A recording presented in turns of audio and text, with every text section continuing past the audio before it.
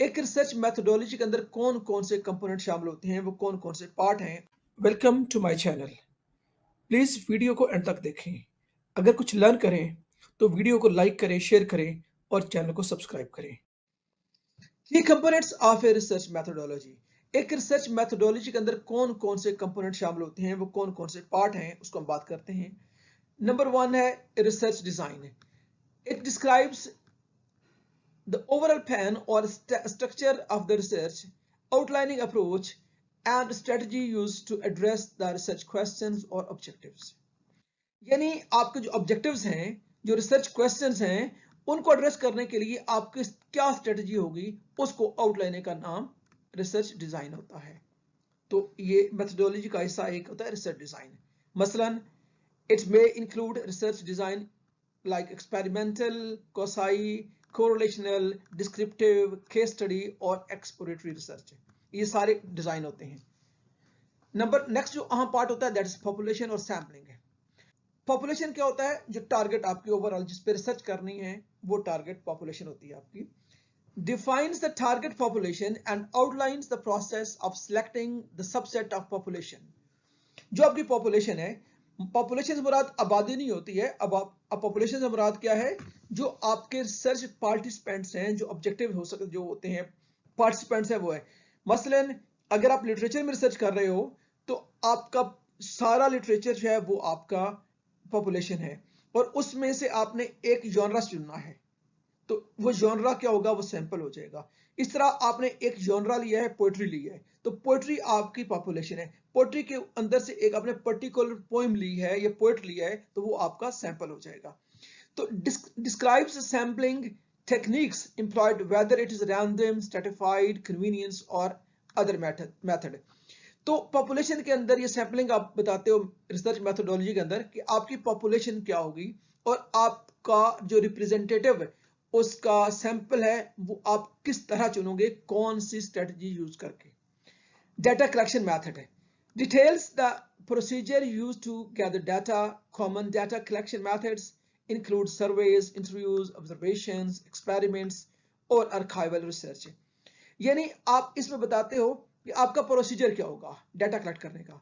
आपने data collect किया, आपकी फील्ड स्टडी है, आपका क्वालिटेटिव है, आपका क्वांटिटेटिव है, तो आपने डाटा कलेक्ट करना है। अब वो आप सर्वे के जरिए करोगे, आप इंटरव्यूज करोगे, आपकी ऑब्जर्वेशंस होंगी, आप एक्सपेरिमेंट करोगे, तो ये सारे के सारे क्या हैं? डाटा कलेक्शन करने के तरीकेकार हैं और ये भी रिसर्च मेथोडोलॉजी के अंदर ही आते हैं। नेक्स्ट है इंस्ट्रूमेंट्स और tools. It describes any instruments or tools used to collect data। यानी आप डाटा यूज कैसे करोगे, उसका तरीकाकार क्या होगा, उसको हम कहते हैं टूल या इंस्ट्रूमेंट। फॉर एग्जांपल आपने क्वेश्चनर करने हैं, फुल कराने हैं, वो आपका टूल होगा। आपने इंटरव्यूज करने हैं, वो आपका टूल होगा। आपका टेस्ट है, प्री टेस्ट है, पोस्ट टेस्ट है, वो आपका टूल होगा। Variables and measures. It identifies and defines the variables under investigation। यानी मेथोडोलॉजी के अंदर आप जो वेरिएबल्स हैं उनको बताओगे वो कौन कौन से हैं और जो उनका तरीकाकार इन्वेस्टिगेशन का क्या होगा, ये भी आप बताते हो रिसर्च मेथोडोलॉजी के अंदर। नेक्स्ट क्या है? Data analysis. It outlines the statistical और qualitative methods used to analyse the collected data. आपने डाटा कलेक्ट कर लिया, आपने बताया कि आपका डाटा सैंपलिंग क्या होगी, आप सैंपलिंग के लिए डाटा कैसे कलेक्ट करोगे और क्या इंस्ट्रूमेंट इस्तेमाल करोगे, तो आपने एनालाइज कैसे करना है ये भी बताते हो। आप कौन सी मेथोडोलॉजी लगाओगे, कौन सा मॉडल इस्तेमाल करोगे, ये भी बताया जाता है रिसर्च मेथोडोलॉजी के अंदर। Ethical considerations discusses ethical considerations related to research including participant consent, confidentiality and the handling of sensitive information। Social sciences में आमतौर पर पार्टिसिपेंट ह्यूमन बींग्स होते हैं।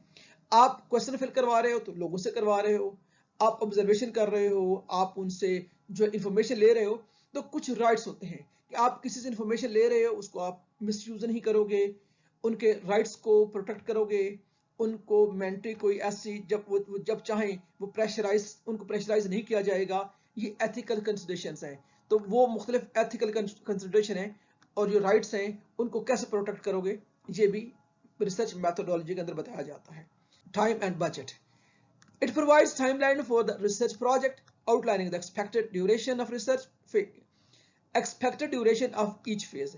यानी आप जो रिसर्च करने जा रहे हो उसमें आपका लिटरेचर रिव्यू है, आपका डाटा कलेक्शन है, आपका डाटा जो है ना एनालिसिस है, इनको कितने टाइम में आप एनालाइज करोगे, ये कितने टाइम में रिसर्च कंप्लीट करोगे, आपकी पॉपुलेशन क्या होगी, सैम्पलिंग तक आप जो कैसे पहुंचोगे, क्या अचीव करोगे, और कितने रिसोर्सेज दरकार हैं, और ये सारी डिटेल जो है वो रिसर्च मैथोडोलॉजी के अंदर आती है।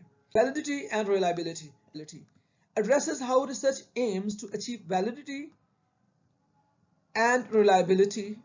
यानी इसमें यह बताया जाता है कि आपकी रिसर्च वैलिडेट होगी, वैलिड कितनी है और रिलायबल कितनी है। यानी पहले जिस हमने बात की हुई है कि आपका प्रोसीजर कलेक्शन, डाटा कलेक्शन का क्या है, आपका डाटा एनालिसिस का तरीकाकार क्या है। अगर वो रिलायबल हैं, वो मोस्टली जो ना टेस्टेड हैं, पॉपुलर हैं, तो आसान हो जाएगा। और अगर आप टेक्निक वो यूज कर रहे हो जो जिस पे ट्रस्ट लोगों का नहीं है, तो आपका रिजल्ट भी रिलायबल नहीं होगा। आपका इंस्ट्रूमेंट अगर है वो काबिल भरोसा नहीं है, तो आपका रिजल्ट जो है वो रिलायबल नहीं होगा। नेक्स्ट है, हम क्या डिस्कस करते हैं रिसर्च मैथोडोलॉजी के अंदर। Next component is limitations. It identifies potential limitations and constraints of research. Research के अंदर बाज़ को लिमिटेशंस होती हैं। यानी अगर आप पूरे पाकिस्तान की पॉपुलेशन के बारे में रिसर्च करना चाह रहे हो, तो आपकी लिमिटेशन है कि you can't assess every person. उसके लिए क्या होगा, आपको सैंपल लेना पड़ेगा, और कुछ कंस्ट्रेंट्स होती हैं। मसलन कुछ एरियाज हैं आप वहां पर जा नहीं सकते हो, वो पॉलिटिकल कंडीशन ऐसी हैं, या सिक्योरिटी कंडीशन ऐसी हैं, या वेदर कंडीशन ऐसी हैं, तो या कुछ आप पाबंदियां होती हैं जो आपके कंट्रोल में नहीं होती हैं। तो वो कौन कौन सी हैं? Acknowledges factors that may impact the validity और जनरलाइजेबिलिटी ऑफ द फाइंडिंग्स। यानी कुछ फैक्टर्स होते हैं बाज़ औक़ात रिसर्च में जिनको आप नज़रअंदाज नहीं कर सकते, तो वो भी डिस्कस किए जाते हैं कि वो कौन कौन से पॉसिबल हैं, कौन कौन से फैक्टर हैं जो रिजल्ट पे असरअंदाज हो सकते हैं। नेक्स्ट क्या है, data presentation and reporting. Describes how the result will be presented and reported. आप डाटा रिजल्ट जो है एनालाइज कर रहे हो, तो डाटा आपने कलेक्ट कैसे करोगे, डाटा को आपने एनालाइज कैसे करोगे और उसको प्रेजेंट कैसे करोगे, ये भी सारी डिटेल बताई जाती है रिसर्च मैथोडोलॉजी के अंदर। इसमें they include tables, graphs, charts और कुछ और जो समरीज वगैरह नोट्स हैं वो भी शामिल होते हैं रिसर्च मैथोडोलॉजी के अंदर। तो रिसर्च मैथोडोलॉजी क्या, बेसिकली वो तरीकाकार है, वो पैटर्न है, वो आउटलाइन है, वो स्ट्रेटजी है, वो स्ट्रक्चर है जिसको फॉलो करके आपने रिसर्च करनी है।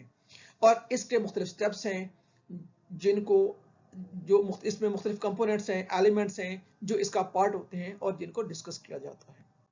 So research methodology refers to the systematic and logical process